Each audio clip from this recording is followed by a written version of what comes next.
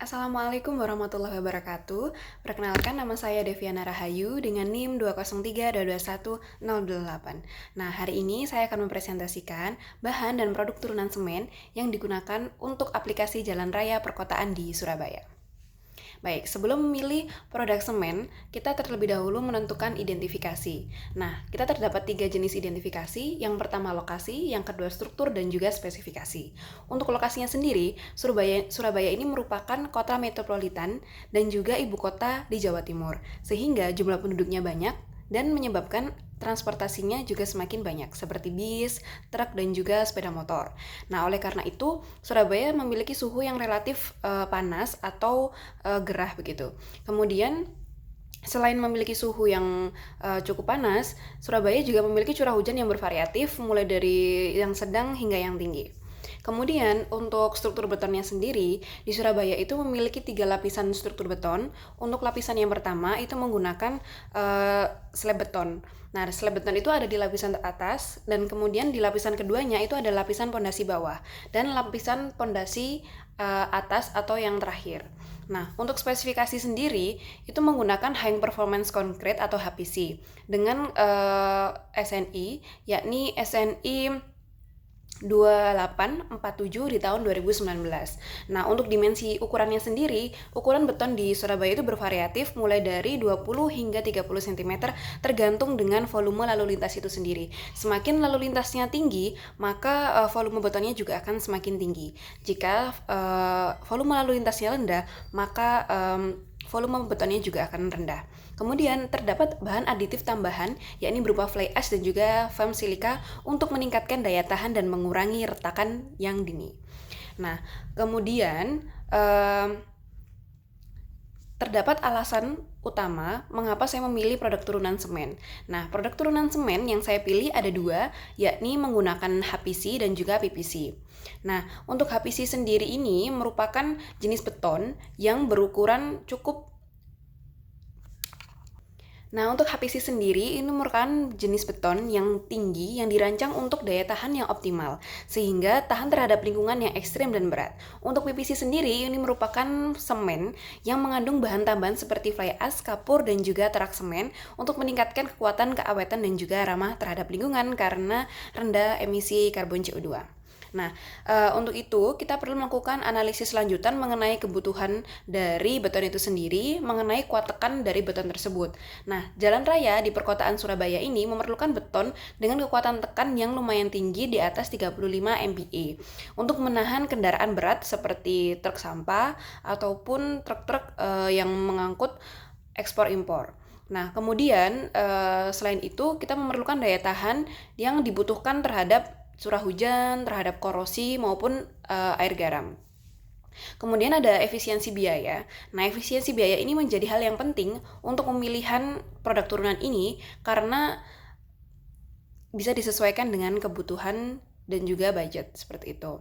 Nah, kemudian terdapat sifat mekanik dan juga daya tahan keunggulan produk pada produk HPC sesuai dengan SNI 032847 tahun 2019 untuk struktur beton. Nah, memiliki sifat mekanik yakni sebesar 35 MPa lebih. Jadi untuk HPC ini sendiri memiliki kuat tekan yang sangat tinggi dan juga memiliki modulus elastisitas yang cukup tinggi yakni sekitar 30 hingga 35 GPa. Nah, sangat bagus untuk daya tahan di jalan raya di Surabaya. Nah, selain itu memiliki resistensi terhadap lingkungan karena mengatasi beban lalu lintas yang cukup tinggi, sehingga durasinya juga lebih panjang, tahan abrasi dan juga agresif terhadap lingkungan.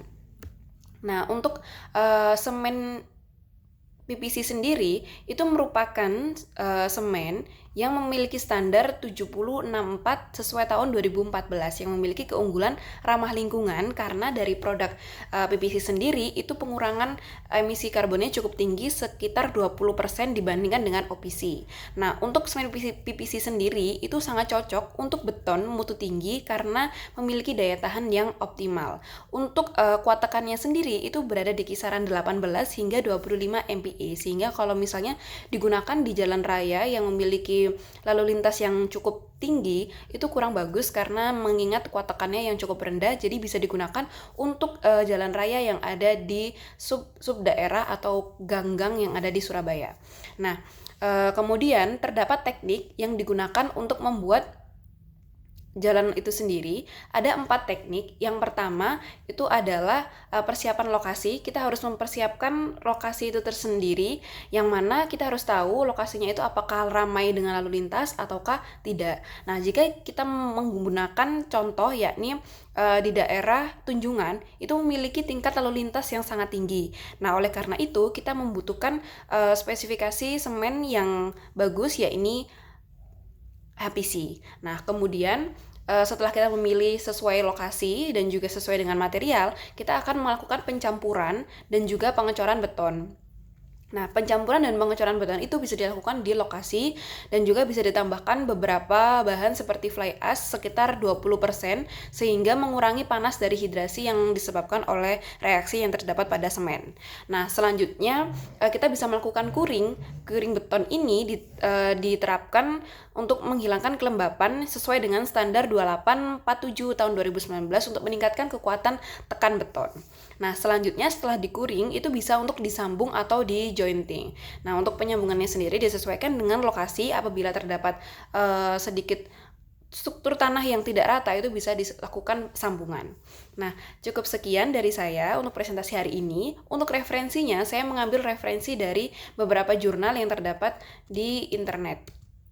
Nah, untuk referensi yang pertama, saya menggunakan referensi dari Pak Wahyu, yakni mengenai pengaruh variasi material dan desain pada kinerja perkerasan lentur jalan raya. Nah, untuk referensi yang kedua, saya menggunakan jurnal dari Ibu Agustin, Ibu Medina, dan juga Ibu Mulyaningsih pada tahun 2020 dengan judul Studi Simulasi Model Kecelakaan Pengendara Mobil untuk Meningkatkan Keselamatan Lalu Lintas di Daerah Perkotaan.